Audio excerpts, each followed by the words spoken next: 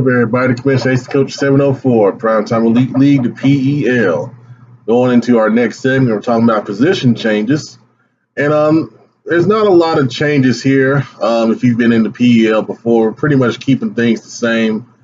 And this video won't be too long. Just want to kind of go through them for the new people. So with the big thing with position changes is that we monitor any illegal changes that may occur from people not knowing the rule. So you see on the screen here, quarterbacks. If you got a quarterback that you may want to put in a different position, you can do that. Running backs can go to those positions listed there. Fullbacks, tight end or running back. And tight end can go to fullback. I don't have really any rules about that. Receivers could go to corner or safety theoretically, but that probably wouldn't be of any use to anybody. OL, DL can go to any OL or DL position. D lineman can go to linebacker or vice versa. Mainly looking at 3-4 defensive ends / outside linebackers there. The big thing to note: no linebackers go to safety or any safeties to linebackers. We don't do that here. Period. Corners and safeties can be interchanged. That happens in the NFL a good bit. And then kickers and punters can be interchanged also. The big thing is when league administration sees an unapproved position change, we will go ahead and just change it back to the approved position when necessary, and then we'll notify the owner and let them know you can't put that guy in that position. The big one we've seen is safety to linebacker. And that just, we don't do it. And like I've said before, there are sub packages you can put safeties in at the linebacker spot and be just fine. So just use your playbook. Use those sub packages if you want to do that. And, most of the guys in here have been pretty smart and they know how to do that anyway. So there hadn't really been a big issue. So usually position changes here, aren't a big deal. So just a little education, just read up on that when you need to, but it's pretty much straightforward on the screen. All right, thanks, guys. Pretty short video here. Appreciate it. We'll be back with the next segment here pretty shortly. All right, what's up, guys? Commissioner Coach 704, PEL, Primetime Elite League. That position change video was a short one, so we're going to go ahead and roll on to another short subject here. We're going to combine these two. We're going to talk about the offseason schedule. Of course, that's a big time here in the PEL. I think it's very important that you make your plans accordingly when the offseason schedule comes out. Of course, there's life that happens and you can't always be available, but here's how we roll here. The offseason schedule is typically posted when the Super Bowl is scheduled, because then we'll know, how to line up everything else based off when that game ends. 12 to 24 hours are typically given for the re-sign period, and it's usually more towards the shorter end of 12 hours. We really try to encourage you to re-sign your key guys during the regular season if it's possible. Re-sign period is really important to franchise guys that didn't re-sign, or to give those offers to guys that you signed during the year or you may have traded for, and then get a chance to re-sign when you traded for them. Otherwise, we don't give a lot of leniency with that. And as time has gone on, it's been, not really that big of an issue.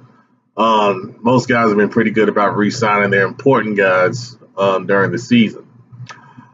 Free agency will typically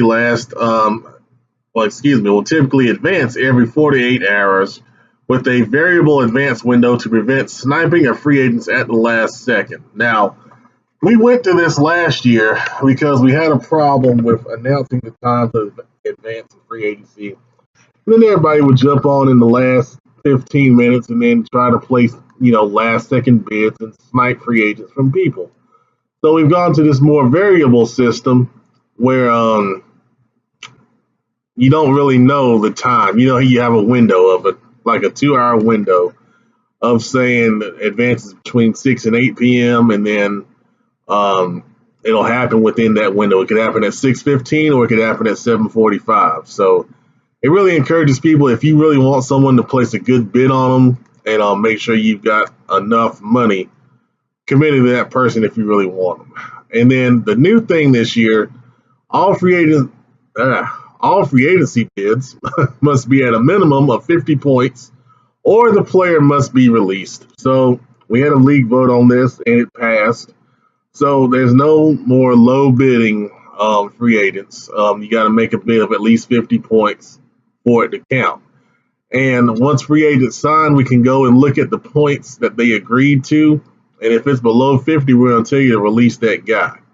If you don't want to release the guy, then we will edit them and make them terrible until you decide to go ahead and release them, and then we'll put them back to normal. Drafts, of course, those are a big deal, especially in Madden 19 with the way they're doing things with the draft. So drafts will typically be held during the week, but it's Monday through Friday at 9 p.m. Eastern Time. If you cannot make it, please make arrangements to trade your draft picks or set your draft board accordingly. We do know the draft board does work, so please take advantage of that and use that to your advantage if you can't make it and you don't want to trade your picks.